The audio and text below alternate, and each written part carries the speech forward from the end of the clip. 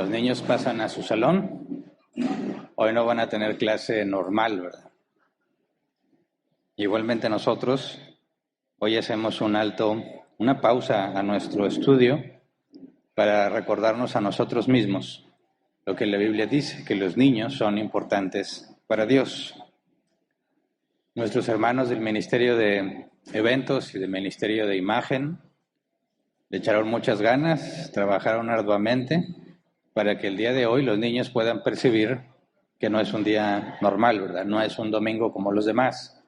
Es un domingo donde la congregación se enfoca en ellos, no totalmente, ¿verdad? Porque venimos a servir a Dios, venimos a aprender de las cosas de Dios, pero ponemos un enfoque en los niños, porque la Biblia afirma que los niños son importantes para Dios. También es necesario que los niños sepan que sus padres no son los únicos que piensan en ellos, sino la congregación en general. Porque aunque no sean tus hijos en carne, son importantes para Dios. Y si lo que venimos a hacer es ver los asuntos de Dios en cuestión de doctrina y en cuestión de servicio, tenemos que tener muy en claro que los niños también están en los asuntos de Dios. Nos importan los niños porque son importantes para Dios. Por supuesto que cuando son nuestros hijos nos importan porque son nuestros hijos, pero cuando no son nuestros y los oyes gritando y corriendo y de repente chocan contra ti, tiran algo que estaba ahí, tiraron el refresco, cosas de niños, nos debemos recordar a nosotros mismos que son importantes para Dios. Y hay mucho que hablar al respecto y cada evento que hacemos en Árbol Plantado buscamos, obviamente no estamos tratando de seguir las cosas del mundo o los eventos del mundo, sino tomar como excusa lo que el mundo llegue a celebrar, por ejemplo, el Día de las Madres, del Padre, Navidad, hablamos del Día del Niño, no es hoy el Día del Niño, ¿verdad? Y lo aclaro porque se celebra en distintos países y hay personas de distintos países que nos siguen.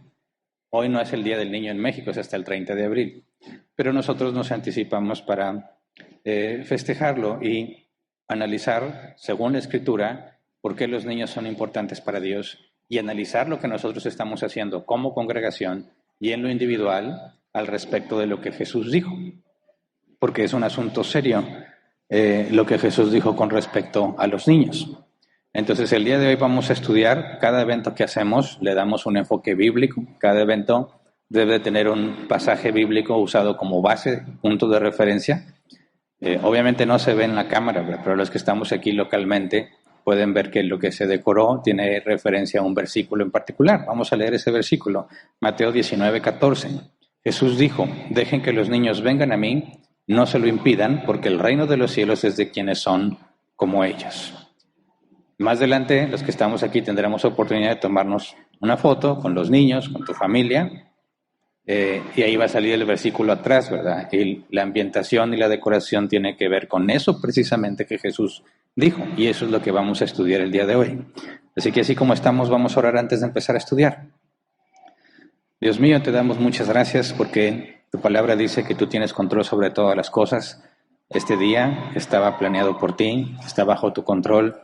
Y te pedimos que el esfuerzo que hacemos para que los niños que están en nuestra congregación entiendan que son importantes para nosotros porque son importantes para ti, Señor. Te pido que ese esfuerzo sea útil, que no sea en vano. Hay cosas que desde niños nos dejan marcados, recuerdos para bien, recuerdos de buenos ejemplos, recuerdos de buenos tratos, recuerdos de amigos, de amistades. Ayúdanos a que esos recuerdos, esto que hacemos, este esfuerzo, quede en la mente de los niños de esta congregación y de cualquier otro niño que nos vea, Señor.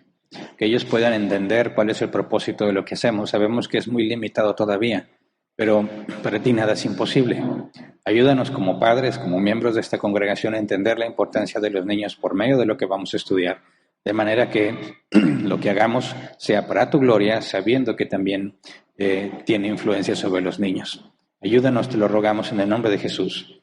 Amén. Bien, en este tema de lo que Jesús dijo con respecto a los niños, hay un contexto, ¿verdad? Y 3 de los 4 evangelios lo registran. Juan no. Juan es el único evangelio que no lo registra porque Juan se enfoca en los últimos días de la vida de Jesús. Pero Mateo, Marcos y Lucas sobre todo Lucas, es quien hace más extensiva la investigación. Y cuando tú consideras este mismo evento en estos 3 evangelios, vas a encontrar que hay diferencias, no son relatos idénticos. Y algunos piensan que esto es un problema con la Biblia, ¿verdad? He escuchado a algunos decir que les genera mucha desconfianza porque si tú lees el mismo evento relatado en distintas partes de la Biblia, encuentras diferencias. Como que se imaginan, porque también pensaba yo así, que debería de ser exactamente lo mismo registrado. O sea, si Marcos registra este evento y Mateo y Lucas, debería de ser exactamente el mismo relato para que sea confiable. Pero no tiene sentido esa manera de pensar, porque si en la práctica, en la experiencia, tú le preguntas a distintas personas sobre lo que sucedió, un evento que presenciaron, te vas a dar cuenta que no te van a decir lo mismo. Ya sea algo traumante, por ejemplo, un robo, no sé si alguno de ustedes ha presenciado un robo en alguna tienda de conveniencia, algunos quizás lo vivían en carne propia, pero cuando la policía investiga y pregunta a los testigos, si pones atención, te das cuenta que no dicen exactamente lo mismo, ¿verdad? Quizás alguna persona estaba ya en el último pasillo, otra persona estaba en la entrada, otra persona estaba en la caja cuando entraron a robar al cajero.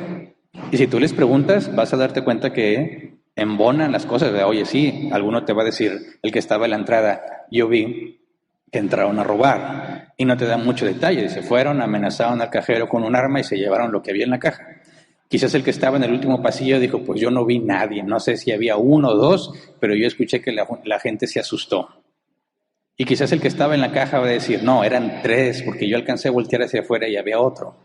Ahora, si te fijas, los relatos no son iguales, no pueden ser iguales porque parte de la perspectiva de cada persona que lo vio. Pero ningún relato debe de contradecirse si realmente lo presenciaron. Entonces, haya sido 1, 2 o 3 ladrones, no cambia el hecho de que entraron a robar, ¿verdad? Si estabas tú en el último pasillo o estabas en la caja o estabas en la entrada, podemos concordar que entraron a robar. El detalle de lo que sucedió va a variar porque no vemos las mismas cosas. No estábamos en el mismo lugar exactamente y no tenemos la misma forma de pensar y de interpretar lo que sucede. Es como cuando entras a la oficina y ves que hay alguien llorando, una mujer llorando, y le preguntas, ¿qué pasó? Digo, con un genuino interés, no por el chisme, ¿verdad? ¿Qué pasó? No, pues es que se pelearon. ¿Quién? Y empiezas a indagar, a veces malamente nomás por el chisme, pero este va a ser un buen ejemplo, porque te van a decir es que se pusieron a discutir el jefe de ventas con la chica de recepción. ¿Pero por qué? Porque no recibió un paquete y te va a contar su versión, ¿verdad? Y tú vas a decir, santo padre.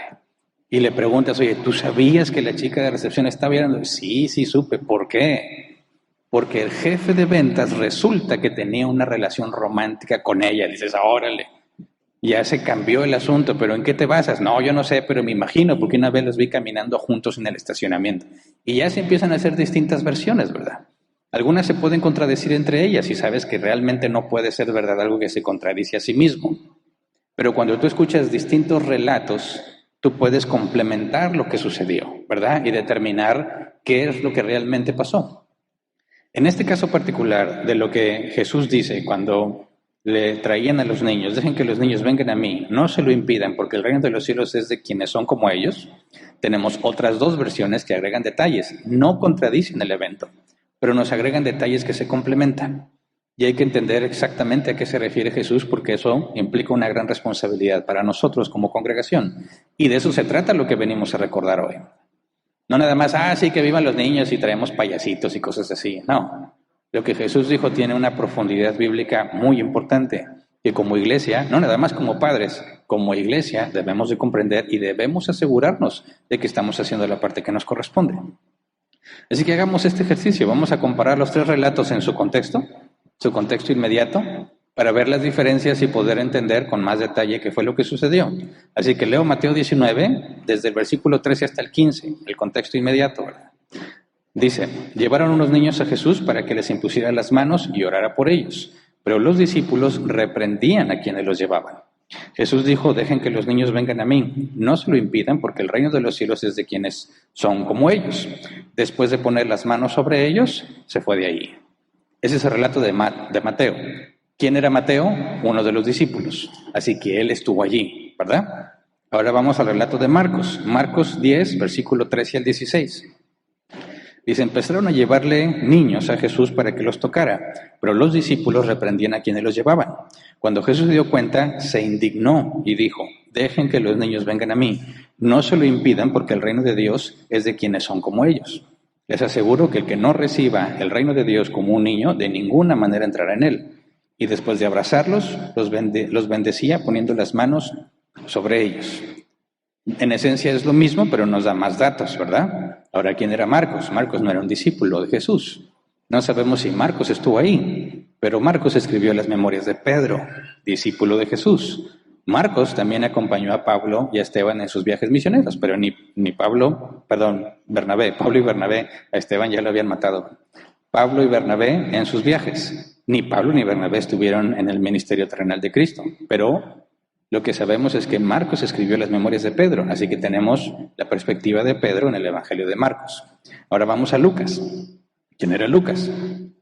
Médico, tampoco era discípulo de Jesús, pero Lucas especifica, sobre todo al principio del libro de los Hechos, porque el libro de Lucas y el libro de Hechos son de él, de su autoría, que investigó todo con mucho detalle. Dice Lucas, también le llevaban niños pequeños a Jesús para que los tocara. Al ver esto, los discípulos reprendían a quienes los llevaban. Pero Jesús llamó a los niños y dijo, dejen que los niños vengan a mí. No se lo impidan porque el reino de Dios es de quienes son como ellos. Les aseguro que el que no recibe el reino de Dios como un niño, de ninguna manera entrará en él.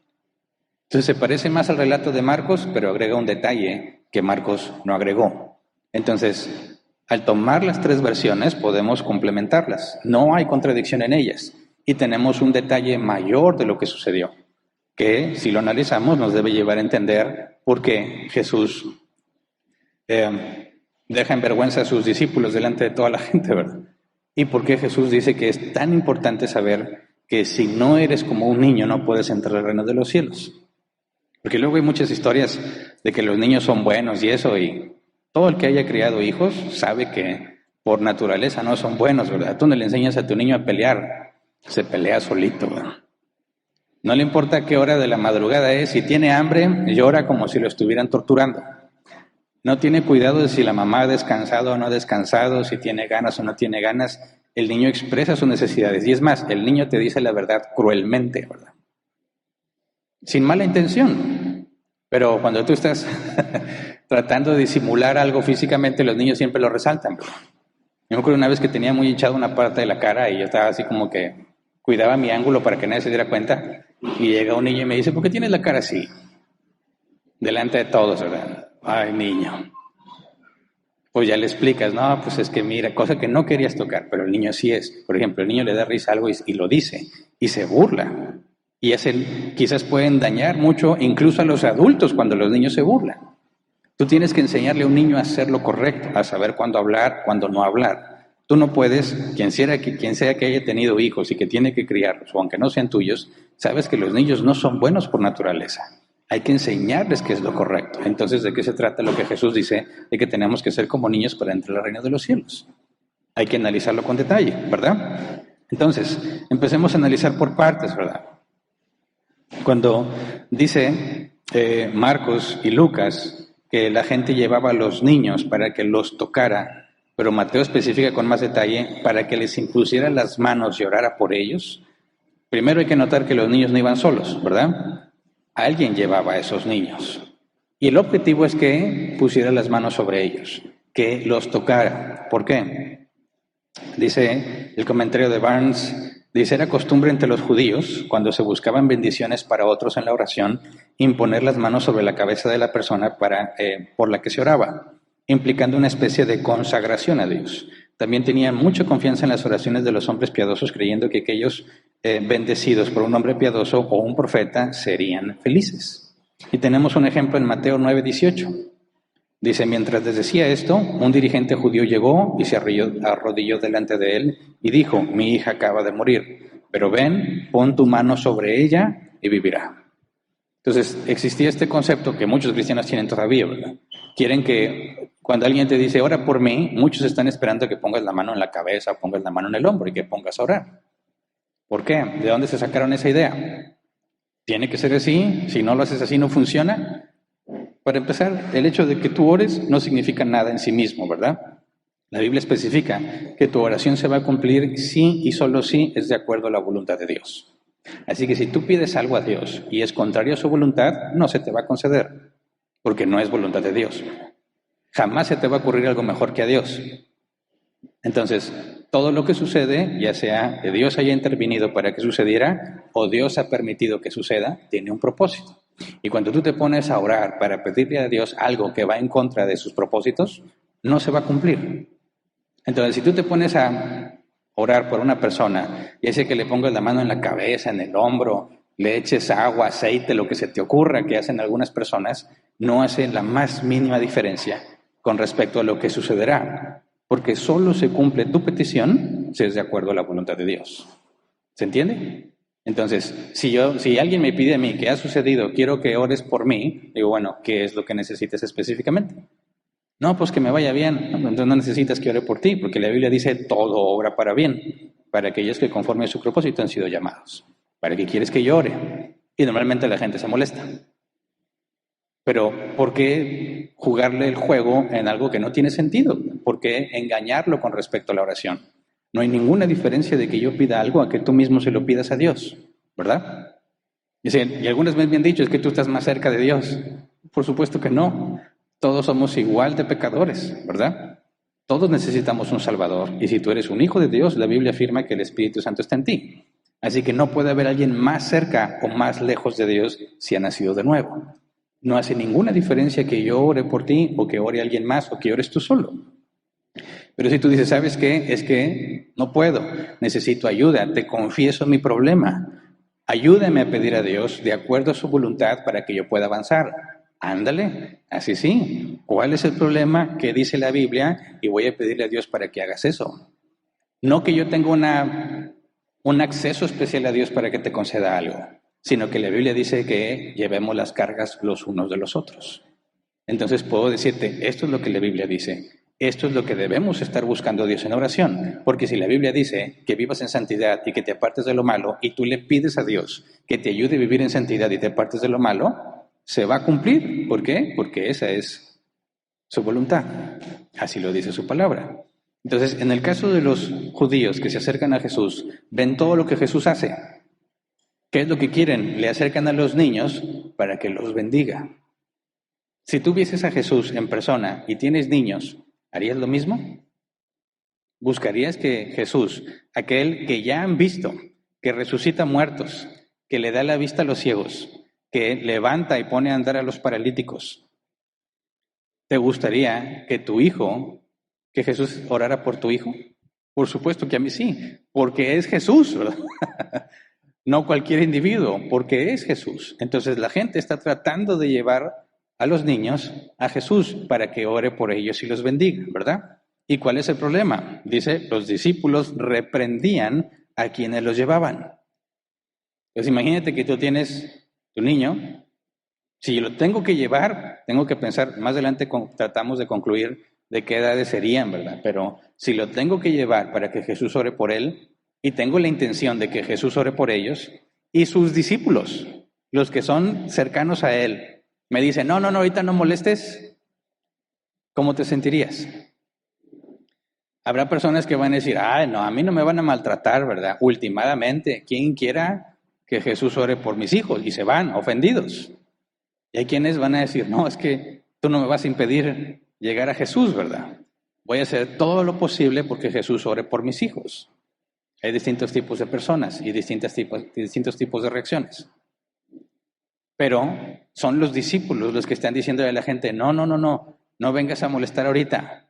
Jesús no tiene nada que ver con estos niños. Y tiene sentido, porque ¿a qué se dedicaba Jesús? A enseñar a los adultos, ¿verdad? Hablaba sobre cosas muy profundas, sobre parábolas, debatía con los fariseos, con los saduceos, con los maestros de la ley, cuáles son los asuntos de un niño ahí, ¿verdad? Y si Jesús es el Mesías y vino a predicar la paz y viene a liberar al pueblo, ¿por qué perdería tiempo con un niño?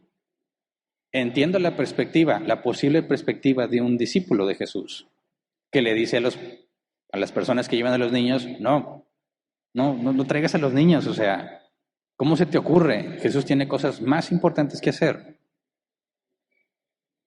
¿Pero por qué concluyen así?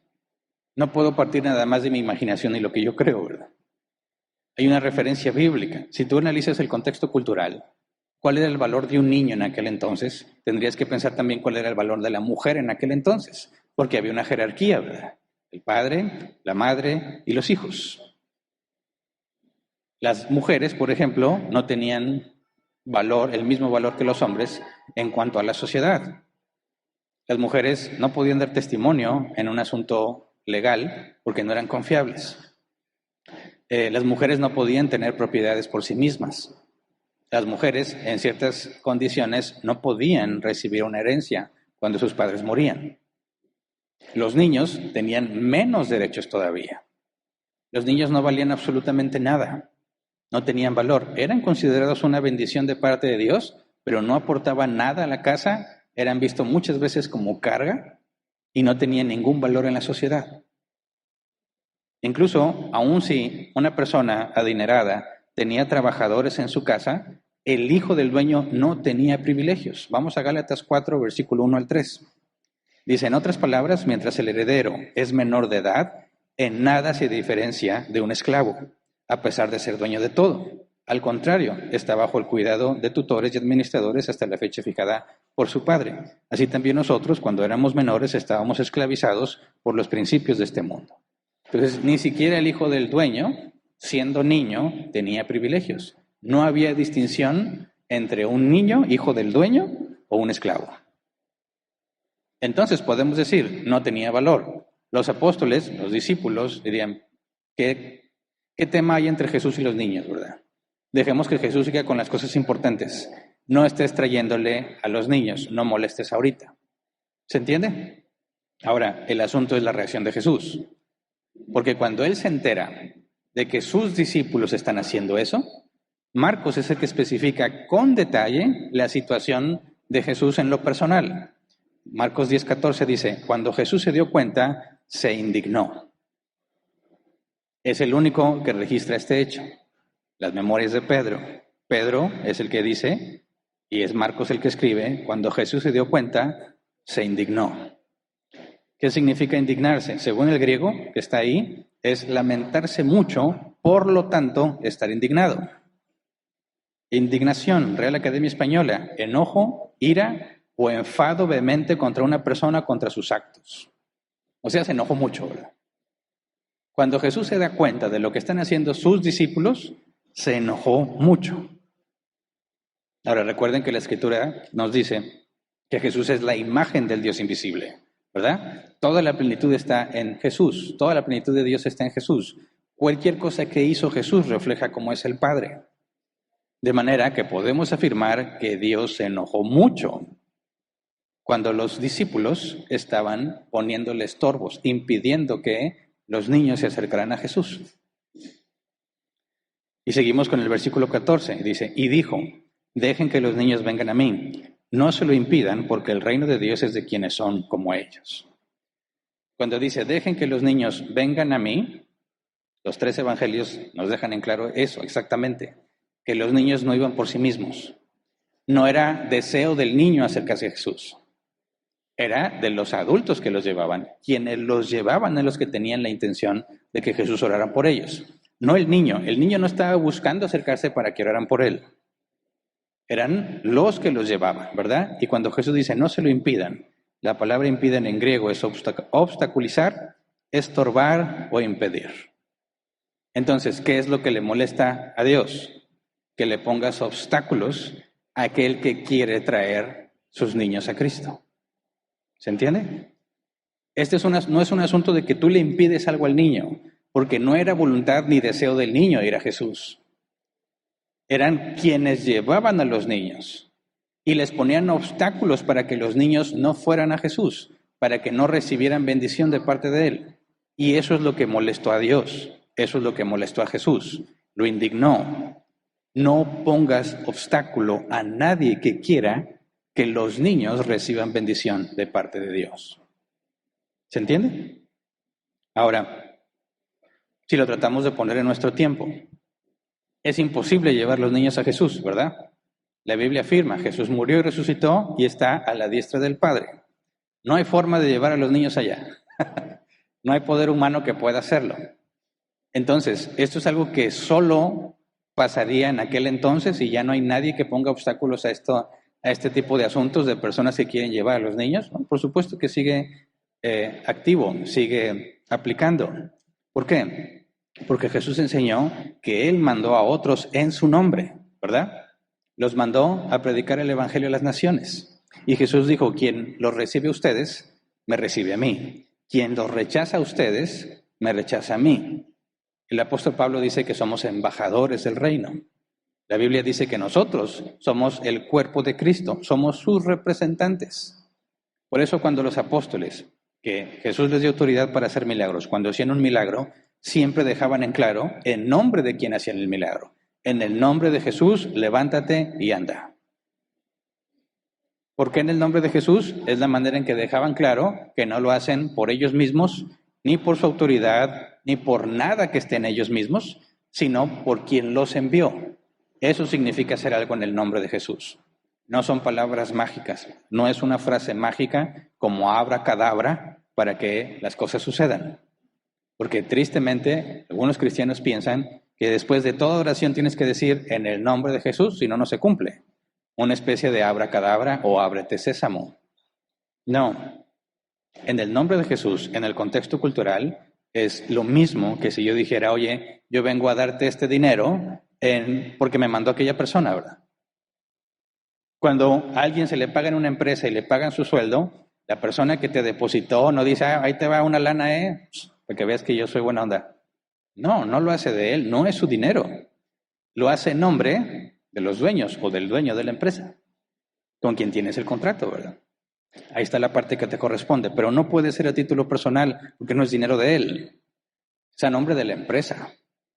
Entonces, cuando los discípulos de Cristo hacían algún milagro, decían en el nombre de Jesús, era para dejar claro que no son ellos ni nada que, ningún poder que ellos pudieran tener, sino porque Jesús los mandó. Entonces, cualquier cosa que nosotros hacemos como discípulos de Cristo, lo hacemos en el nombre de Cristo porque lo representamos. Y eso es lo que hemos estado estudiando en las últimas semanas. Lo que hacemos debe ser para la gloria de Dios. Debe de manifestar y permitir que sea percibido como es Dios. Si nosotros imitamos a Cristo, estamos haciendo lo mismo que Dios. Estamos haciendo lo que a Dios le agrada. El apóstol Pablo dijo, sean imitadores de mí, así como yo imito a Cristo. Y eso es lo que buscamos. Entonces, si entendemos que nosotros somos los representantes de Cristo y tenemos muchos errores, hay mucho que hacer, pero el punto fundamental es este, que aquel que quiere llevar a los niños a Cristo, ¿a dónde debería llevarlos para hacer lo mismo? A la iglesia, a los cristianos, a los que representan a Jesús, que hay que aclarar. Muchas veces hacemos un pésimo trabajo en eso, ¿verdad? Y algunos culpan a Jesús o culpan al cristianismo de los errores de los cristianos, pero eso no tiene sentido, ¿verdad? Por ejemplo, escuché este ejemplo, ya no me acuerdo exactamente de quién, pero me hizo mucho sentido. Dice, si tú vas, ya ves que aquí de repente anuncian que va a haber alguna especie de concierto, ¿verdad? De música clásica, de Beethoven, de Mozart o de videojuegos. Y imagínate que tú vas a escuchar algo de Beethoven. Vas, te sientas, pagas tu boleto y cometen muchos errores los músicos. No se parece a lo que debiste haber escuchado. Se adelantaron, se atrasaron, se desafinaron. Tú no saldrías de ahí diciendo, oh, me decepciona Beethoven. Yo tenía en un mejor concepto a Beethoven. Pero después de lo que acabo de ver, ya no creo en Beethoven. Eso sería absurdo, ¿no? Tú dices, qué pésima interpretación de Beethoven. Qué pésimo desempeño de los músicos. Pero no puedo culpar a Beethoven. Son los músicos que se esforzaron por tocar lo que Beethoven hizo, los que están mal, de la misma manera con el cristianismo. Dicen algunos, yo me decepciono de Cristo y de Dios porque miren los cristianos. No, sí, los cristianos podemos hacer muy mal trabajo a la hora de representar a Cristo, pero eso no significa que Cristo no es confiable, ¿verdad? El esfuerzo es ser como Cristo, a pesar de que nos equivocamos. Pero entonces, cuando dice que dejen que los niños vengan a mí, no obstaculices que los niños se acerquen a Cristo, está hablando precisamente del esfuerzo que hacemos los cristianos, de glorificar a Dios en lo que hacemos, de parecernos más a Cristo. De manera que para que un niño se acerque a Cristo, ¿a quién tendría que acercarse? A quien lo representa. de él aprendería cómo es Cristo. Ese es el problema de los cristianos, que a veces no entendemos lo difícil de la responsabilidad que tenemos de que no puedes hacer lo que se te plazca. No puedes hacer lo que tú crees que es mejor. Tienes que hacer aquello que glorifica más a Dios, aquello que deja en claro cómo es Dios, cómo es Cristo, de manera que hay beneficio. ¿Me explico? Entonces, cuando dice que los niños se acercan y que no debes de poner obstáculo, ahí tenemos una responsabilidad en lo individual. Tú y yo lo representamos. Acercarse al apóstol Pablo, si te lo imaginas, era acercarse en gran medida a Cristo. Acercarse al apóstol Pedro era en gran medida acercarse a Cristo. Porque tú conocerías por medio de ellos y cómo se portan, cómo es Jesús. Claro que también se equivocaron. Pablo reprendió a Pedro públicamente por ser hipócrita. Pero ese es el esfuerzo que tenemos que hacer a pesar de nuestros errores. Entonces, cuando nosotros nos congregamos y buscamos que la predicación sea fiel a la Escritura, cualquiera que se acerque, no nada más los niños, va a escuchar las palabras de Cristo. ¿Se entiende? Porque si yo predico fielmente lo que dice la Biblia en su contexto, tal como Jesús lo dijo, en el sentido que Jesús lo dijo, estarías escuchando al mismo Jesús decirlo. Es exactamente la misma doctrina. Ese es el propósito de ser fieles a la Escritura. Entonces, para que una persona pueda escuchar a Cristo, tiene que escuchar un mensaje predicado fielmente, un mensaje bíblico predicado fielmente. Para saber cómo es el carácter de Cristo, tienes que ver cómo se porta alguien que tiene santidad. ¿Se entiende? Ahora, Jesús dijo, porque el reino de Dios es de quienes son como ellos, como los niños. ¿A qué se refiere? Por supuesto que no se puede referir a ser infantil, ¿verdad? Así que Jesús mismo nos da más detalle. Vamos a Mateo 18, versículo 1 al 6.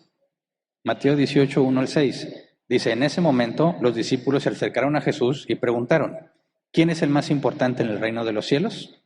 Él llamó a un niño y lo puso en medio de ellos. Entonces dijo, les aseguro que a menos que ustedes cambien y se vuelvan como niños, no entrarán en el reino de los cielos. Por tanto, el que se humilla como este niño será el más grande en el reino de los cielos. Y el que recibe en mi nombre a un niño como este, me recibe a mí. Pero si alguien hace pecar a uno de estos pequeños que creen en mí, más le valdría que le colgaran al cuello una gran piedra de molino y lo hundieran en lo profundo del mar. Ahora aquí está el sentido. Dice, les aseguro que a menos que ustedes cambien y se vuelvan como niños, ¿verdad? No entrarán en el reino de los cielos. Volverte como niño. Ahora vamos a 1 Corintios 14, 20. Palabras del apóstol Pablo. Dice, hermanos, no sean niños en su modo de pensar. Sean niños en cuanto a la malicia, pero adultos en su modo de pensar. Y ahí está la clave. ¿Qué significa ser como un niño? Inocente para la malicia. ¿Pero de qué malicia estamos hablando? Si los niños hacen cosas mal desde que nacen. No sé si has hecho el ejercicio, ¿verdad? Pones a dos bebés prácticamente de la misma edad, uno con chupón y otro sin chupón, cerca uno del otro, ¿qué va a pasar? Se van a pelear por el chupón, ¿verdad? El que no tiene chupón va a empezar a manotear, a quitarle el chupón al otro. Tienes que enseñarle que no haga eso. Entonces, ¿a qué se refiere con que debemos ser niños en cuanto a malicia? Bueno, porque cuando el niño va creciendo, el niño que empieza a entender cómo se debe de vivir, que ya tiene control de sí mismo y de sus acciones, no está pensando en cómo dañarte, ¿verdad? No tiene freno a sus impulsos, pero no está pensando en cómo maltratarte.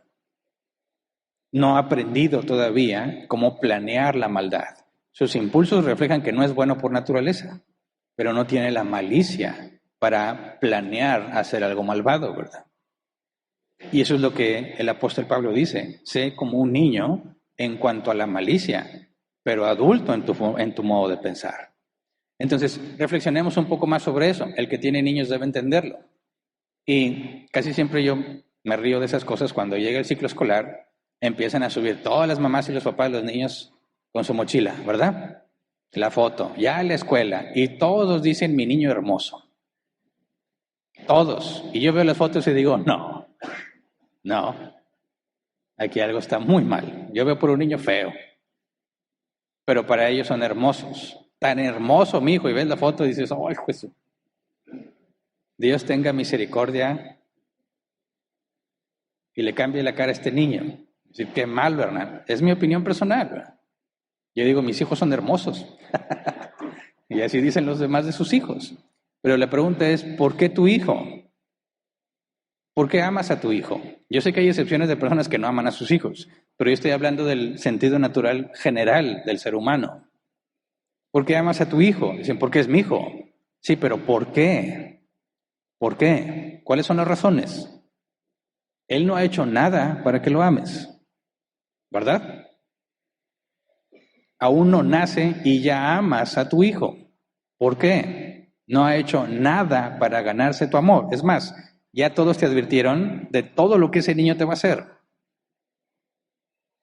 De todas las desveladas, toda la gastadera que vas a hacer. Aquellos que jugábamos videojuegos, ¿te despides completamente de eso? Hasta que un día ya mis hijos estaban más grandecitos y les regalé una consola. Ya pude recuperar mi vida de gamer, pero el regalo era para ellos. Todo lo que te va a costar, todas las enfermedades, todas las desveladas, todo lo que tienes que gastar, no ha hecho absolutamente nada para ganarse tu amor, pero tú lo amas. ¿Por qué? ¿Por qué? Ahí hay un misterio. Por eso dije, hay excepciones de gente que no ama a sus hijos. Yo estoy hablando de lo que es en lo general. ¿Por qué lo amas? No ha hecho nada para merecerse tu amor. Y ahí hay un misterio. Y el apóstol, tanto el apóstol Pablo como Jesús nos dicen. De hecho, Jesús es el que lo enfatiza en lo que estamos leyendo, ¿verdad? Tienes que ser como un niño. El niño no ha hecho nada para ganarse el amor de sus padres. Nada. El niño se equivoca, genera problemas, genera gastos, genera malestar, genera situaciones complicadas y aún así le aman. Eso es lo que Dios hace con sus hijos. Así que tú debes entender que estás en la posición de un niño, no en el hecho de que eres infantil, sino que tú no hiciste nada para ganarte el amor de tu padre. ¿Se entiende? ¿Quién de los que son hijos que están aquí, porque todos son hijos, ¿verdad? No hay ninguno que apareció de generación espontánea. ¿A quién le preguntaron si querían nacer? ¿A quién le propusieron la idea de venir a este mundo? A nadie. Tú no pediste nacer, ¿verdad? No te preguntaron, no te conocieron, no te tomaron en cuenta para nada. Me acuerdo mucho que mis hijos se enojaban porque no los invitamos a nuestra boda. Vieron fotos de nuestra boda y dijeron, ¿y por qué no estamos nosotros? Pues porque todavía no nacías. No, ¿por qué no nos invitaste? Y nosotros debimos haber estado ahí. Estaban muy chiquitos, ¿verdad? No entienden. No, ustedes ni siquiera estaban aquí en la mente planeados, pero en la mente de Dios sí. De repente nacieron y no saben por qué, pero tienen a dos personas que están dedicados a ellos, a todo lo que necesiten para su bien. Porque también teníamos que llevarlo a las vacunas. Y ahí ves la lloradera de papás porque están vacunando al niño. ¿Por qué te duele si la vacuna no es para ti? Es que es mi hijo. ¿Y qué? Pero verlo llorar me duele a mí. Y ese es el punto. Un niño no se puede jactar de que se ha ganado el amor de sus padres, porque no hizo nada para tenerlo. Y eso va en contra de la creencia de los maestros de la ley, de los fariseos, de los saduceos y de los judíos. Si me porto bien, Dios me ama. Si me porto mal, Dios me aborrece. Si me porto bien, me va bien. Si me porto mal, me va mal, según la ley de Moisés. Entonces, a quien le iba bien, económicamente hablando, se sentía muy amado. Y se jactaba, a mí me va bien y Dios me ama porque hago las cosas bien. Y menospreciaban a los que le iba mal. Por ejemplo, cuando van pasando por la calle y le dicen a Jesús, este que nació ciego, ¿quién pecó, él o sus padres? Porque si tú tenías un defecto, estabas enfermo y ese que había nacido ciego tuvo que haber hecho algo muy malo para que Dios lo castigara de esa manera. Y le preguntan a Jesús, oye, ese que nació ciego, ¿quién pecó? ¿Acaso pecó él en el vientre de su madre? ¿O pecaron sus padres y por eso él nació ciego? Y Jesús dice, ni este ni sus padres. Esto es para la gloria de Dios. Y él hace que el ciego recupere la vista. Dice, no, el propósito no era porque habían pecado, ni era una disciplina, ni era un castigo. El propósito de que él estuviera ciego era específicamente que cuando Jesús pasara por ahí y le devolviera la vista, todos glorificaran a Dios. Entonces, no depende de ti. Y tú, al humillarte como un niño, implica que no es lo que tú haces, no es lo que tú sabes, no es que le echas ganas, que te portas bien y que no haces cosas mal. Todo lo que hacemos siempre está contaminado de maldad, todo. Aún el bien que nos proponemos va contaminado de maldad. Y aún así Dios te ama porque te ha adoptado como hijo. No somos hijos naturales, somos adoptados. Dice Jesús, versículo 4, por tanto, el que se humilla como este niño será el más grande en el reino de los cielos. Humillarse, en el griego original se traduce como mostrar humildad. Sucede al depender completamente de alguien, descartando la confianza en uno mismo y vaciando el ego carnal. Un niño depende absolutamente de sus padres y de la capacidad que ellos tengan, ¿verdad? ¿Experimentan consecuencias por las decisiones de sus padres? Lamentablemente sí. Pero para que un niño le vaya bien, depende de sus padres y de la capacidad que sus padres tengan para salir adelante en este mundo. Un niño que tiene padres muy incapaces va a padecer muchas consecuencias por las malas decisiones de sus padres, ¿verdad? Pero en este caso, cuando la Escritura afirma que nosotros somos hijos de Dios por medio de la adopción, vamos a Efesios 1, 4 al 5, dice, Dios nos escogió en Él antes de la creación del mundo para que vivamos en santidad y sin mancha delante de Él. En amor nos predestinó para ser adoptados como hijos suyos por medio de Jesucristo, según el buen propósito de su voluntad. Fuimos adoptados, ¿verdad? La Biblia dice, éramos enemigos de Dios porque no queremos hacer lo bueno, queremos hacer lo que nosotros queremos, sin importar el daño que se genere. Siendo enemigos de Dios, Él nos amó primero. Te hace nacer de nuevo y te adopta como hijo. Y dice Jesús, tienes que humillarte como uno de estos niños, porque el Padre te ama no gracias a lo que has hecho, sino a pesar de lo que has hecho. ¿Se entiende? Y ese es el asunto entre padres e hijos. Tú no amas a tus hijos por lo que hacen, sino a pesar de lo que hacen. ¿Se entiende? Dice, si no te humillas así, si no descartas toda idea de jactancia, de presumir lo mucho que sabes, lo bueno que eres, las cosas buenas que haces, si no te despojas de ese pensamiento, dice, no puedes entrar al reino de los cielos. Porque no hay nada que tú hayas hecho para ganarte el amor del Padre. No hay nada que tú hayas hecho para obtener salvación. Cuando tú ves a un niño totalmente dependiente de sus padres y ves que sus padres buscan a Dios de todo corazón y se esfuerzan por hacer lo correcto, dices, ese niño va a experimentar muchas bendiciones. Va a tener muchas cosas favorables. Cuando ves que los padres no pueden ni consigo mismos, están llenos de vicios y de problemas y de violencia. Dices, pobre niño, va a experimentar muchas dificultades.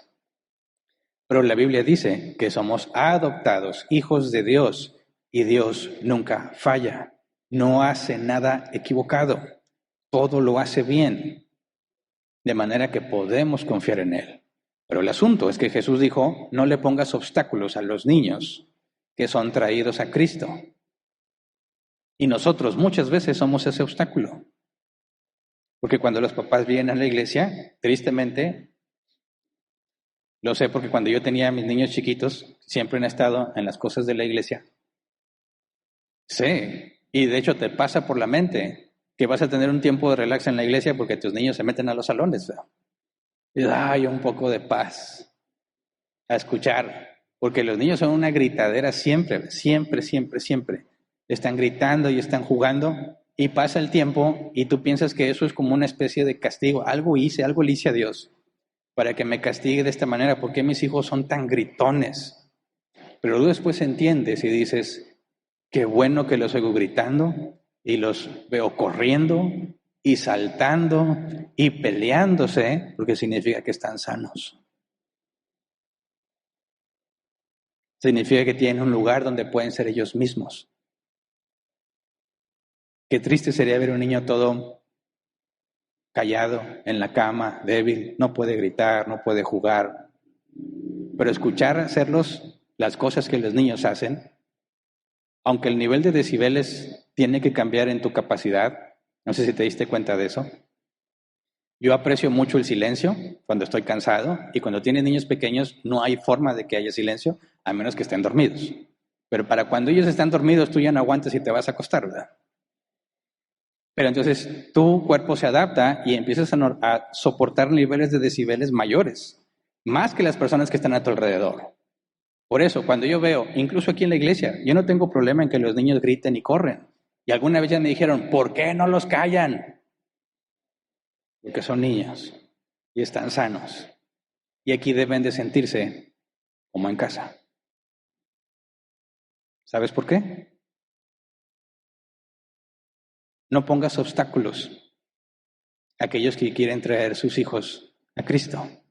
¿Dónde van a saber de Cristo? ¿Dónde deben de ver cómo era Cristo? ¿Dónde van a escuchar a Cristo? En la congregación, con los cristianos. Juegan, gritan, se pegan, lloran, se pelean. Son niños, se les va a quitar, les va a dar vergüenza después y va a llegar el día en que fue su último juego, su último salto. Y va a llegar el día en que digas, me acuerdo, cuando venía la cosilla chiquilla a llorar porque le habían pegado, ¿qué le decías? Pégale tú también. Y se regresaba bien contento. No vuelven esos días, se van, para nunca más volver. ¿Y de qué sirvió? Me acuerdo mucho, mi esposa y yo, nos gustaba mucho el color blanco y teníamos sala blanca, comedor con sillas blancas, paredes blancas. Llegaron los hijos, nada blanco, nada, ni ropa blanca, ni sillas blancas, ni paredes blancas. ¿Por qué? Porque no va a durar. Pensamos que, bueno, cuando se vayan de la casa quizás volveremos al color blanco. No, porque vienen los nietos. Y esos son peores, ¿verdad? Porque ya como abuelo no los regañas, que los regañe su papá. Como abuelo los disfrutas. Yo no soy abuelo todavía, Dios quiere que no, que falte todavía un buen, ¿verdad? Pero espero que Dios me conceda ver a mis nietos. Y los voy a dejar gritar y los voy a dejar jugar para que se sientan como en casa. Es lo mismo en la congregación. Piensa, los niños no vienen porque quieren, tú los traes. Y si encima estás, cállate, no te muevas, no hagas esto, no existas, no respires, es como si no estuvieras aquí, ve y enciérrate al salón. ¿Cuál es la idea que ellos se generan de qué es Dios? ¿Qué es Dios? ¿Qué es una familia? Ese es el punto. Estamos poniendo obstáculos a los que quieren que sus hijos sean bendecidos por Cristo. ¿Qué obstáculos estamos poniendo? ¿De qué nos sirve decir aquí hay puro silencio? Los niños aquí siempre están callados. Si los niños no son así.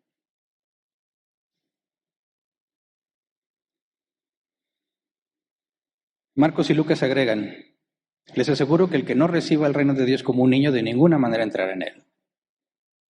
¿Qué significa eso? La salvación es por gracia. No has hecho nada para merecerla, así como un niño es amado, nosotros somos amados. No hicimos nada para ganarlo, dice Efesios 2, 8 al 9, porque por gracia ustedes han sido salvados mediante la fe. Esto no procede de ustedes, sino que es el regalo de Dios, y no por obras para que nadie se jacte. Por eso, todo cristiano, no recuerdo quién fue quien lo dijo, pero no es frase mía, todo cristiano es un mendigo diciéndole a otros mendigos dónde encontró pan.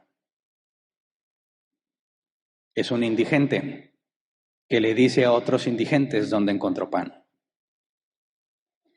Lo vimos la semana pasada, la Biblia nos describe como vasos de barro. Vasos de barro. Todos los seres humanos son vasos de barro. Pero algunos guardan un tesoro muy especial, el Espíritu Santo, aquellos que han nacido de nuevo. Por último, Mateo y Marcos registran que Jesús bendijo a los niños, Marcos 10:16, y después de abrazarlos, los bendecía poniendo las manos sobre ellos. Los abrazó y los bendijo poniendo las manos sobre ellos. ¿De qué edad eran los niños? ¿Podemos deducirlo? Todos los niños fueron llevados, ¿verdad? No podemos saber con certeza hasta qué edad. Habría niños de brazos, como decimos en México, que los tienen que estar cargados porque todavía no caminan. Había niños que ya caminaban. No lo sabemos, pero Lucas nos da un detalle curioso. Lucas 18:16. Dice, pero Jesús llamó a los niños y dijo, dejen que los niños vengan a mí, no se lo impidan porque el reino de Dios es de quienes son como ellos. Llamó a los niños.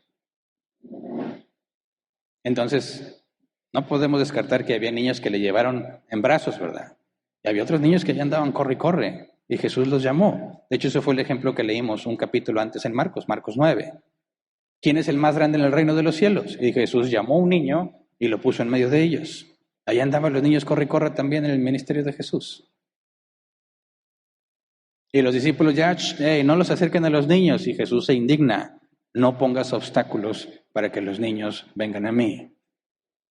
Así que hay que entender que la única forma en que los niños van a conocer de quién es Dios es por medio de los cristianos. Es la única. Y no por lo que les dices, sino por lo que haces. Esa es la tarea más difícil porque fallamos mucho. Pero debe de haber un patrón claro en todos los cristianos. Debe de haber un ejemplo en todo cristiano de cómo representa a Cristo. Y debe de ser claro que cuando se equivoca, no es Cristo el del problema, sino nosotros como imitadores de Cristo. Pero es aquí, sobre todo en la congregación. Es en tu casa cuando tienes a tus hijos ahí y están viendo lo que haces. Porque los niños van a aprender que el cristianismo es genuino o es hipocresía por lo que ven en ti. Si tú eres un hipócrita, tus hijos se van a dar cuenta y entenderán que venir a la iglesia se trata de fingir. Se trata de aparentar algo que en realidad no eres. ¿Y sabes qué estás haciendo? Poniendo obstáculo para que los niños vengan a Cristo. Y Jesús fue el que dijo, más vale. Dice, aquel que haga pecar, que haga tropezar a uno de estos pequeños, más vale que se le aten a tierra de molino al cuello y le echen al mar. Comparado con lo que le va a pasar, su justo castigo por desviar a un pequeño de las cosas de Dios. ¿Por qué es tan importante? Piensa, esta sociedad el problema es muy claro actualmente. Todo es relativo. No existe la verdad, dicen. No hay nada bueno ni malo, depende de cómo lo quieres ver tú. Lee el libro de los jueces. Lee todas las barbaridades que sucedieron en el libro de los jueces. ¿Cuál era la norma en el tiempo del libro de los jueces? La escritura dice, cada quien hacía lo que mejor le parecía. Violaciones, incestos, masacres, cada uno hacía lo que mejor le parecía. No existía el bien y el mal, todo es relativo. Y lee el libro de los jueces y ve el desastre que sucedió con la sociedad. Y es la misma bandera que se lleva hoy en día. No hay nada objetivo. Todo es relativo, depende de tus sentimientos, depende de cómo lo quieras ver tú.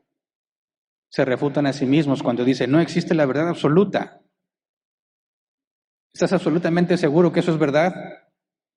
Si la verdad absoluta no existe, lo que me dices es falso, porque no sería verdad lo que me estás diciendo.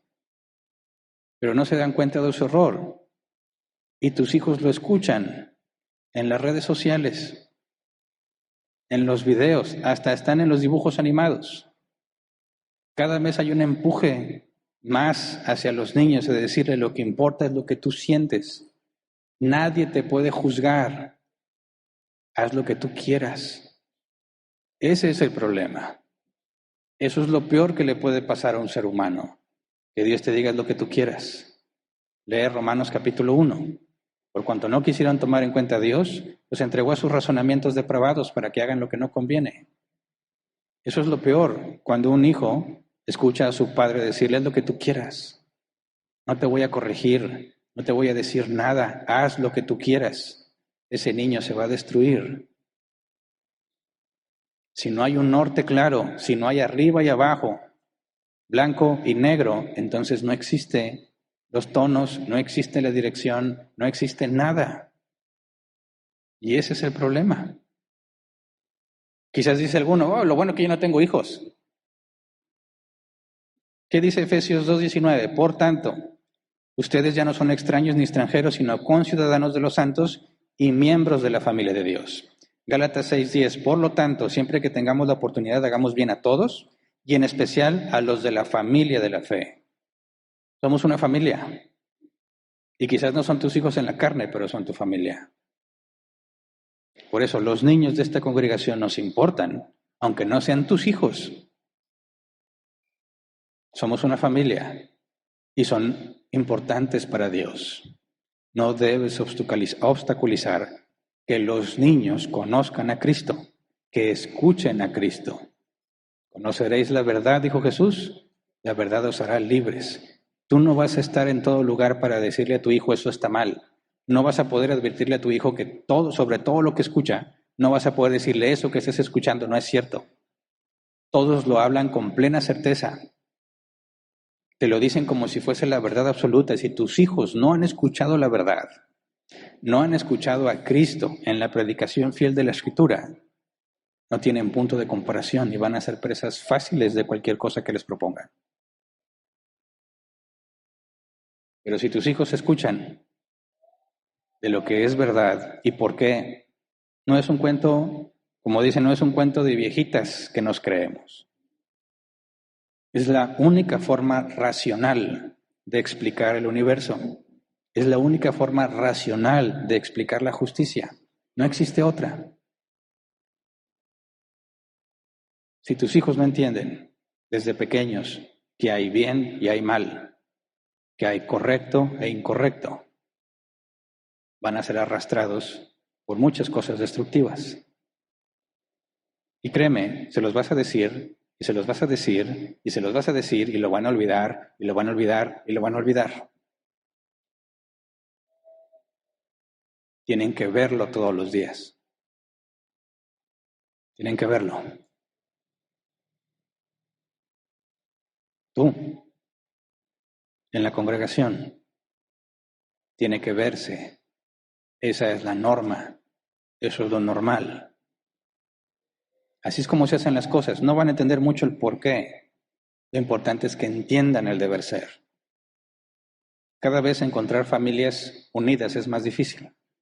Las familias disfuncionales son la norma. Lo normal es que los hijos crezcan sin una figura paterna o sin una figura materna o sin ambas. Crecen con la abuela.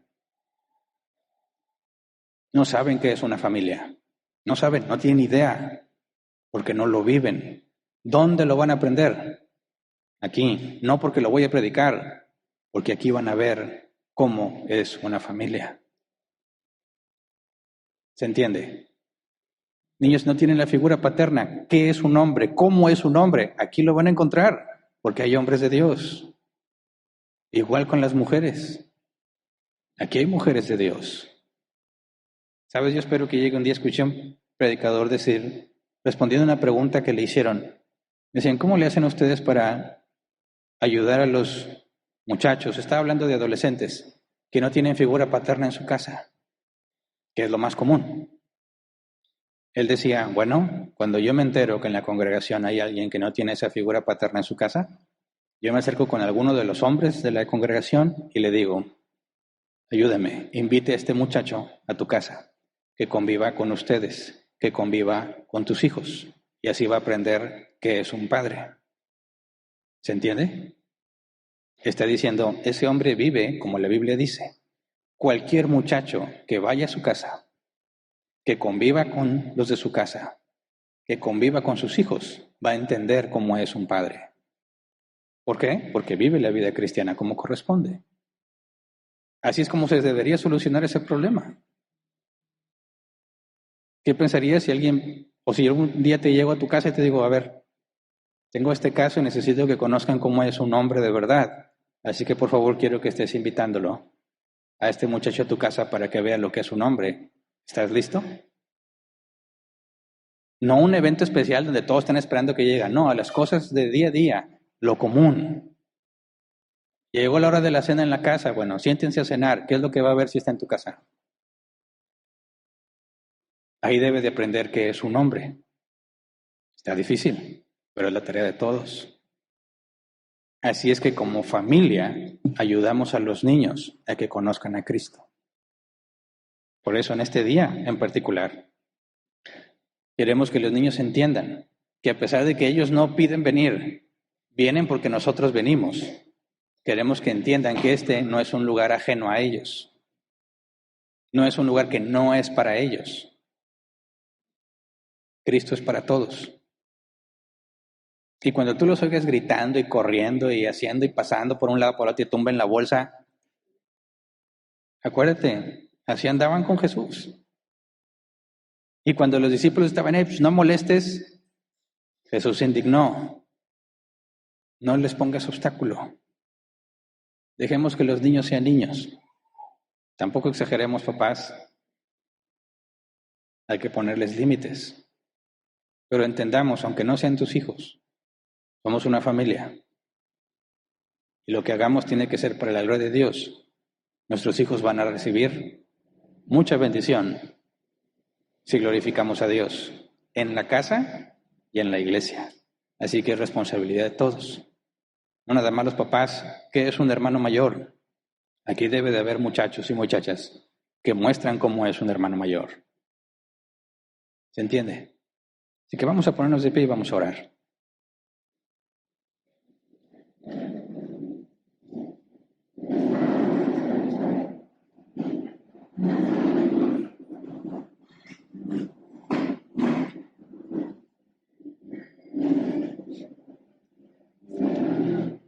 Por favor, meditemos en esto, sea que tengas o no tengas hijos propios.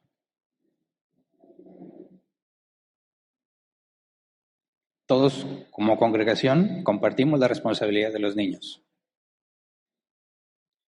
Claro que tienen la autoridad de sus padres, no vamos a meternos en esos asuntos, pero mientras estamos aquí, tienes que tener en cuenta que todos los niños están viendo. Y a veces ellos son mucho más detallistas que nosotros en las cosas que ven. Y tienes que dar el ejemplo correcto. Aunque no son nuestros hijos, son nuestros niños. Y el mandato es: no debemos ponerles obstáculo para que se acerquen a Cristo. Debemos asegurarnos que la predicación sea fiel a la Escritura. Debemos asegurarnos que lo que hacemos como iglesia es para glorificar a Dios. Debemos asegurarnos que los que insisten en pecar sean disciplinados. También eso es lo que hizo Cristo. Debemos mostrarles que aunque cometemos el error de ser hipócritas, Jesús nunca apoyó a los hipócritas, sino que los confrontó. Así nos confrontamos unos a otros cuando somos hipócritas. Hay que enseñarles que ellos vean que aquí es claro que es bueno y que es malo, y que ambas cosas tienen consecuencias. Buenas consecuencias cuando haces lo bueno, malas consecuencias cuando haces lo malo, pero nada de eso reduce el amor de Dios para nosotros. No sabemos si Dios les ha concedido salvación a nuestros hijos. Más adelante lo sabremos. Pero eso no es ningún impedimento para que ellos conozcan, entiendan. Quizás más grandes lo van a despreciar. Dios sabe qué va a pasar. Pero nosotros hicimos todo lo que estaba a nuestro alcance para que conocieran a Cristo, al de la Biblia. Y que Dios nos ayude con eso. Que vamos a orar. Señor, queremos rogarte, de acuerdo a tu voluntad, que hagas que nos parezcamos cada vez más a ti. Estamos llenos de defectos, estamos llenos de errores. Es muy fácil desviarnos de lo que deberíamos hacer. Por eso acudimos a ti, Señor. Tu palabra dice que la santidad es gradual, va creciendo. Ayúdanos a ser congruentes con lo que sabemos. Ayúdanos a dar el ejemplo correcto, a negarnos a nosotros mismos, pensar en los demás antes que a nosotros, como dice tu palabra.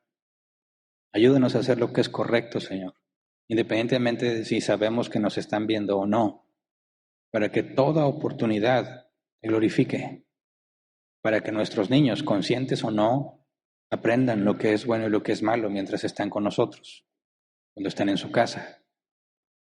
Que aprendan lo que es la disciplina en su casa y en la congregación.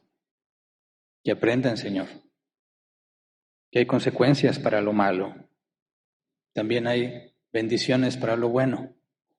Entiendan que son amados no por lo que hacen, no depende de ellos. Así como Dios nos ha amado a pesar de nosotros, que podamos enseñar a nuestros niños ese mismo amor. La Biblia dice que nosotros amamos a Dios porque Él nos amó primero. Ayúdanos a mostrarle a los niños tu amor, Señor, para que se sepan amados y te amen. Ayúdanos, Señor, a entender la responsabilidad que tenemos como congregación. Ayúdanos a ser claros a la hora de poner reglas, a la hora de dar libertades, a la hora de dar castigos y recompensas. Ayúdanos a explicar con el ejemplo cómo es Dios, cómo es Jesús. Ayúdanos a dejar en claro que nuestros errores son nuestros, debido a nosotros mismos, pero las cosas que hacemos bien son tuyas y se deben a ti. Ayúdanos, Padre, a hacer luz en las tinieblas, que nuestros hijos tengan claridad sobre lo que sucede, que tengan un lugar al cual llegar y descansar, que tengan un lugar a quien le pueden confiar lo que ha sucedido, un lugar donde puedan aclarar sus dudas, un lugar donde puedan hablar sin temor, de manera que puedan aprender, Señor, de manera que no se escondan de nosotros, ni de sus padres, ni de nosotros, que puedan entender, Señor, el misterio que nos ha sido revelado según tu voluntad, que la salvación es por gracia, por medio de la fe en Cristo Jesús, y que sea, Señor, tu soberana voluntad la que los guíe a ti. Ayúdanos, Señor, a ser un buen testimonio para todo aquel que busque en nosotros el ejemplo de Cristo. Ayúdanos a ser congruentes, coherentes con lo que sabemos, de manera que podamos educar a nuestros hijos de acuerdo a los principios bíblicos. Ayúdanos a entender que no se trata de hacerlos memorizar textos, se trata de darles el ejemplo. Eso es lo más difícil, Señor, por eso acudimos a ti. Ayúdanos a dar el ejemplo correcto, para que ellos aprendan aún sin estar conscientes de que están aprendiendo. Ayúdanos, Padre, a mostrar a nuestros niños cómo es un hombre de Dios, cómo es un verdadero hombre, cómo es un padre, cómo es una madre, cómo es una mujer, qué es un hermano mayor, qué es una hermana mayor, qué es una familia. Ayúdanos para que nuestros niños lo aprendan aquí con nosotros, Señor, para que tu nombre sea glorificado. Te damos gracias por los niños, en el nombre de Jesús. Amén. Pueden sentarse. Pasamos a la sección de preguntas si es que las hay. Si hay personas que nos acompañan por primera vez, aquí no nos enojamos con las preguntas, todo lo contrario. Por eso después de cada tema damos oportunidad de 15 minutos como máximo de responder preguntas. Las preguntas se hacen por medio del grupo de WhatsApp y se pueden hacer si estás aquí o si nos estás acompañando en línea, ¿verdad? Si no estás en el grupo de WhatsApp y estás en línea, puedes escribir tu pregunta ya sea en Facebook, en los comentarios del video o en YouTube. Y aquí nuestros hermanos del área de multimedia copian tu pregunta y la mandan al grupo de WhatsApp de manera que yo lo pueda leer. Y la prioridad es tal como va llegando, ¿verdad? Quien escribe directo al WhatsApp, pues ahí se va quedando en la lista. Los que están en redes sociales, así como ven que se registra tu pregunta, en ese momento la pasan en esa misma prioridad. De manera que no hay distinción si estás presencialmente aquí o si estás en línea, se van a leer en el orden en el que se hicieron las preguntas. Y con el límite de 15 minutos, pues me esfuerzo en responder todas las que alcance. Bien, veo que ya aquí hay unas preguntas, empiezo a leerlas y corre el tiempo, ¿verdad? Dice Natalia Flores, hola, buenas tardes, Pastor Hernán. Disculpe que mi trabajo no sé cómo glorificar a Dios. Llevo a tiempo, pero luego me dejan quedarme hasta tarde. Bueno, ese es el tema de la semana pasada y si Dios quiere lo retomaremos esta próxima semana. Quedamos en que esta próxima semana nos vamos a los ejemplos prácticos, ¿verdad? En cómo glorificar a Dios en trabajo, en la casa, en la escuela, etc. Así como esta pregunta no tiene que ver con el tema de hoy, la paso al final. Si hay tiempo, trataré de responderla. Siguiente pregunta, Luisa Fernanda García dice, ¿qué hacer cuando tu esposo es de otra religión y no permite que le hable a tu hija de Jesús? Bueno, sabemos que esos casos pueden ser complicados. De hecho, el apóstol Pablo menciona la situación de una mujer casada con un incrédulo. Y el mandato es exactamente lo mismo como si el esposo fuese un creyente. Pablo le dice a las mujeres a las que están casadas con un hombre incrédulo, que por medio de su ejemplo, ¿verdad? Que sean las mujeres como dice la Biblia que deben de ser, y quizás por medio de su ejemplo ese hombre sea alcanzado. Entonces, cuando vemos el asunto de los hijos, entendemos la restricción de la Biblia. La Biblia dice que no te unas en yugo desigual. Es decir, si tú conoces de las cosas de Dios y eres un cristiano nacido de nuevo, no debes de casarte con alguien que no es cristiano. No digo que sea el caso de la persona que escribe, porque algunos, ya estando casados, conocen a Dios después del matrimonio y vinieron a Cristo ya en esa condición. ¿Okay? ¿Qué se hace en esta condición? Bueno, buscamos todo momento oportuno para explicar cuál es la razón de nuestra esperanza. Yo sé que la restricción de no le hables de Jesús a mis hijos, para empezar, es una responsabilidad compartida, ¿verdad? Y el hecho de la prohibición de que no hagas algo que la misma Biblia dice que debemos hacer, nos pone en esta situación. Por ejemplo, si el gobierno en el que vivimos dijera que está prohibido hablar de la Biblia y del Evangelio, ¿qué nos corresponde como cristianos? Rebelarnos contra el gobierno. Así es, eso es lo que la Escritura afirma. Obedece primero a Dios antes que a los hombres. Por eso los cristianos murieron en distintas épocas de la historia, porque a pesar de la prohibición, no se quedaban callados. Lee el libro de los Hechos. Todos los problemas de Pablo y de los apóstoles, ¿a qué se debían? A que predicaban el Evangelio en contra de las prohibiciones del gobierno. Por eso les iba muy mal. Así que cuando tenemos este tipo de prohibiciones sobre algo que la Biblia manda, estamos bíblicamente llamados a la desobediencia civil. Ahora, dentro del vínculo del matrimonio, si tu esposo te prohíbe hablarle de Dios a tus hijos, va en contra directamente de lo que la Biblia dice. Ahora, no se nos llama a una guerra, ¿verdad? Sino que tú tienes que defender la postura que tienes. Ese es otro mandato que tenemos, ¿verdad? Dar razón de la esperanza que hay en nosotros. Entonces, cuando alguien, que esto es un ejercicio muy importante que tendrías que hacer, cuando alguien sostiene una postura distinta, ya sea ateo u otra religión, decimos, todos somos libres para creer lo que queramos, ¿verdad? Si te sientes un perro, te digo firulais si tú quieres, ¿verdad? Pero no me convences a mí de que eres un perro. Sé que te disfrazas como perro, ¿verdad? No eres un perro en realidad.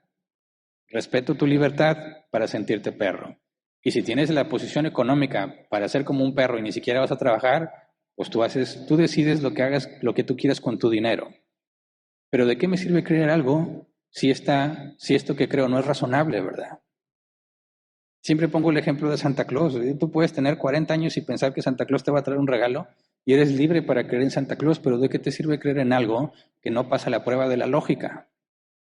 Entonces, cuando alguien sostiene una postura distinta al cristianismo y asegura que es mejor, tenemos la responsabilidad de decir, a ver, vamos a analizar. Lo que se trata es de lo que es verdad. Puedes tener la creencia que tú quieras, pero de nada te sirve si esa creencia no es verdadera. Ahora, si se trata de nuestros hijos, queremos que tengan lo mejor, ¿verdad? Lo mejor que podamos darles. Y lo mejor que podemos dar a nuestros hijos es la verdad. ¿Para qué los engañamos? Así que tendrías que prepararte para decirle a tu esposo qué es lo que te hace pensar que tu creencia es verdad.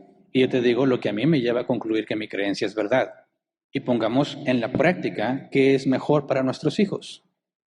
Y entonces decidimos en conjunto qué es lo mejor. Eso implica que tienes que prepararte para defender el cristianismo, ¿verdad? Porque hay un Dios. Porque lo que Dios dice lo debemos hacer, aunque no creas en Dios.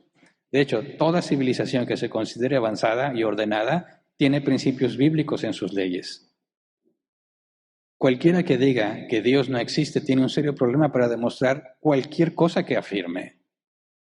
Entonces, cuando tenemos este conflicto en el vínculo familiar, hay que ejercitar el mandato de dar razón de la experiencia que hay en nosotros, para poder decir, estos son los argumentos porque mis hijos tienen que aprender cuál es la verdad y que la verdad es objetiva, no depende de las personas si algo es verdad o no.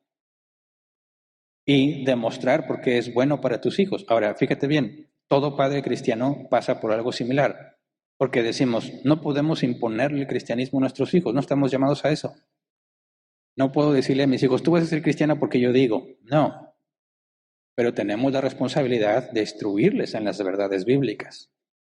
Que aunque quieras ser ateo, esas mismas verdades bíblicas te van a llevar a vivir en paz, aunque niegues la fuente de esas verdades. ¿Se entiende? Entonces, podemos ir a un punto, en un acuerdo con el caso de esta persona, con tu cónyuge, y establecer qué es verdad y qué no es verdad y cuáles son los patrones, y poder reconocer que el cristianismo, aunque seas ateo, hace que las sociedades funcionen.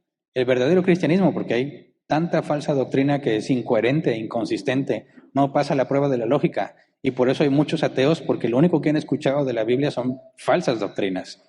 Y si yo nada más hubiera escuchado esas falsas doctrinas, estaría pensando igual que ellos, que el cristianismo es falso. Pero el cristianismo bíblico es la única explicación razonable a todo lo que existe. Entonces, ese sería mi consejo. Número uno, no estamos llamados a obedecer a las autoridades si éstas son contrarias a lo que Dios ha establecido. Pero tampoco estamos llamados a la guerra, ¿verdad? Entonces tenemos que hablar, tenemos que dialogar, y no estás sola, tienes que orar, tienes que pedirle a Dios que te ayude, que te dé sabiduría y gracia a la hora de explicar por qué el cristianismo es la mejor opción, los valores cristianos. Hay mucha información al respecto. De hecho, no sé si escucharon recientemente Richard Dawkins. Dicen que es el ateo más famoso del mundo, aunque él mismo dice que no es ateo, sino agnóstico. En una reciente entrevista dijo que él es cristiano cultural.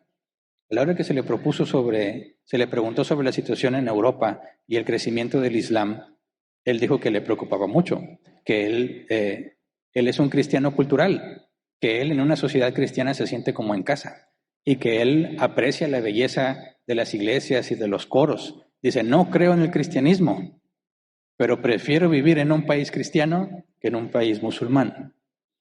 Ahora, si él, el ateo más famoso que no es ateo, está dispuesto a afirmar que hay mucho beneficio para la sociedad el vivir en principios bíblicos, bueno, ahí tienes mucha información para poder decirle a tu esposo, explícame por qué la opción que tú tienes es mejor para nuestros hijos. Y yo creo que si ambos padres buscan qué es lo mejor, tienes muchos argumentos para mostrar por qué los principios bíblicos han beneficiado a la humanidad desde muchos siglos atrás. Y espero en Dios que te dé gracia para eso y que resuelvan esa situación. Siguiente, Carlos dice, buenas tardes, pastor, ¿qué sabemos de Jesús cuando fue niño?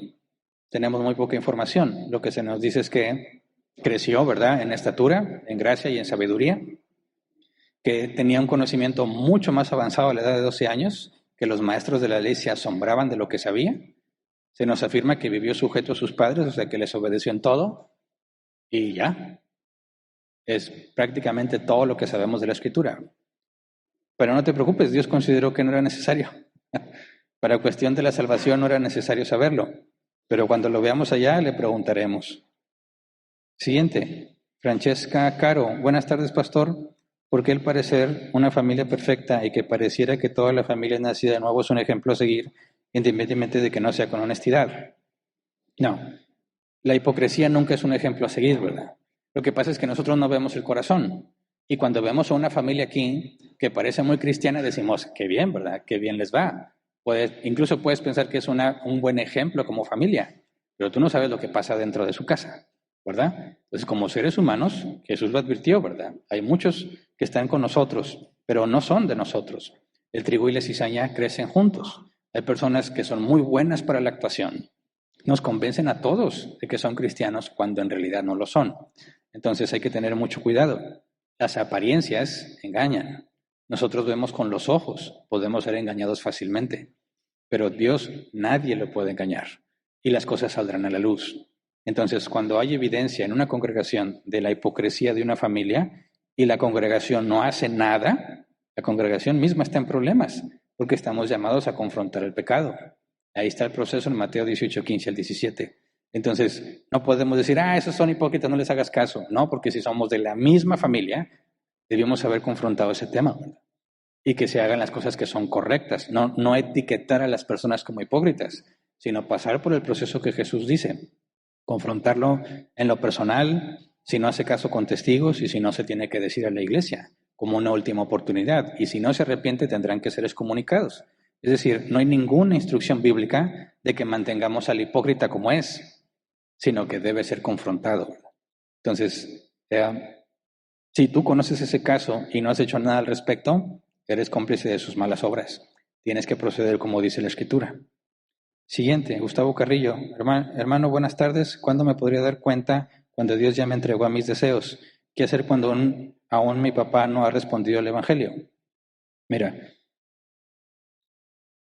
cuando Dios te ha entregado a tus deseos, yo creo, es mi conclusión personal, ¿verdad? Porque gracias a Dios no me ha pasado, no sé qué se siente.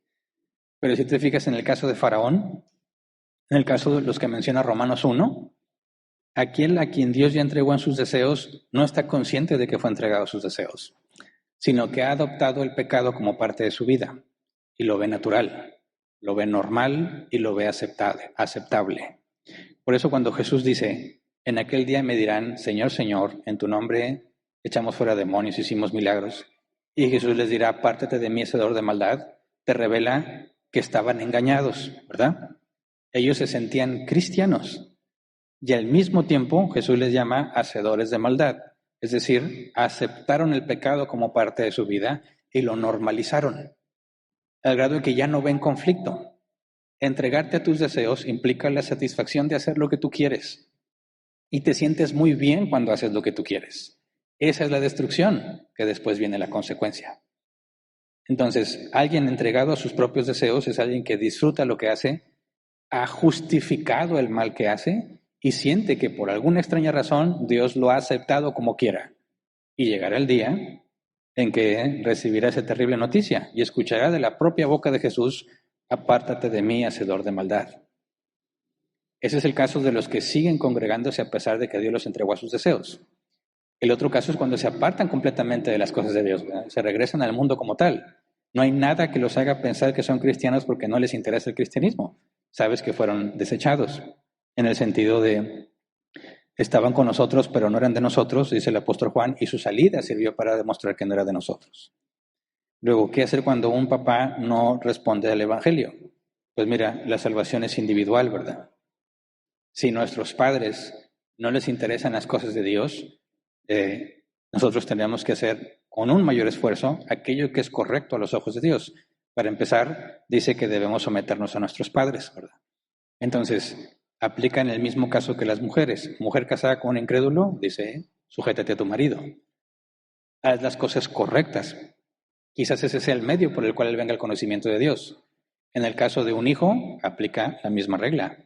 Sé un buen hijo, ¿verdad? Honra a tus padres, sujétate a ellos, obedece lo que se te piden, haz más de lo que debes de hacer. Y por medio de ese testimonio, quizás Dios lo traiga al conocimiento de él, ¿verdad? Pero eso es lo único que nos corresponde. Sabemos que hay desventajas, claro. Sabemos que no es igual, sería quizás las cosas de la vida cristiana más sencillas si todos en la casa fuéramos cristianos, pues sí. Pero Dios es sabio y si no te puso en una familia así, hay un propósito que debes de cumplir y debe de ser luz en las tinieblas. Debes hacer lo correcto, sobre todo en tu casa. Es muy difícil de engañar a los que viven en tu casa, ¿verdad? Aquí podrás jugar a que eres cristiano y quizás haces que todos te creamos, pero en tu casa nadie te cree porque te conocen, ¿verdad? Aquí te ves limpio y bien bañado, pero no sabemos lo mugroso que eres. Quizás no te bañaste en toda la semana hasta que llegaste aquí, pero en tu casa no los engañas. Por eso, cuando no todos en la casa son cristianos, ahí es donde vas a demostrar que eres cristiano en realidad. En tu casa, en todos los días. Dios se puso una lupa y un lente de alguien que te está viendo y que no que eres cristiano. Y si eres cristiano, ¿por qué haces esto? ¿Y por qué el otro? Y tienes una excelente oportunidad de estar ejercitando y explicando por qué haces lo que haces. Es un entrenamiento de todos los días, haz de cuenta. Velo desde esa perspectiva. Siguiente pregunta, Gabriela García. Considerando que los niños nacen malos, ¿cómo deberíamos enseñarles eso al educarlos? Mira, la forma correcta de decir es que todos nacemos con la tendencia al mal, ¿verdad? Todos tendemos al mal, por naturaleza. Bueno, no le tienes que explicar a un niño que nació con esa tendencia. No te va a entender, ¿verdad? Por más que te lo propongas, te aseguro, su cerebrito todavía no le da para eso. Si a los adolescentes, ¿cuántas veces les tienes que repetir que no hagan algo? Si a los viejotes todavía hay que estarles repitiendo, no, ahí no va la toalla, ahí no va la toalla, ahí no va la toalla y el viejo la sigue dejando ahí. ¿Cuántas veces hay que repetirlo? Bueno, los niños van creciendo, su cerebro se va desarrollando, no les da para todo. Algunos ya por negligentes que no usan el cerebro, pero cuando son chiquitillos, No entienden. Por más que tú le quieras dar una explicación, no te van a entender. Entonces te enfocas en lo que deben comprender según su capacidad. Y a cierta edad ni siquiera entienden qué es bueno y qué es malo. Simplemente saben, me dejan o no me dejan hacerlo, ¿verdad? Ahí es donde tú tienes que ir